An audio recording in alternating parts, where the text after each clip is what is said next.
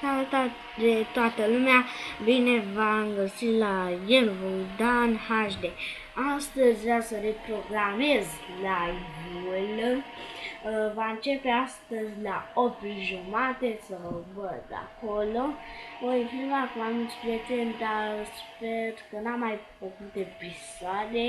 De așa că am mai postat multe episoade și am zis să mai postez episoade care le-am postat pentru câteva zile. Da. Live-ul așa, o să fac și alte jocuri, vă rog să nu vă supărați, o să fac și data viitoare cu ele. Sper să nu vă supărați, vă rog frumos. Și da, vă faci cu mai mulți și cu ea care am mai filmat și cu alții. Da.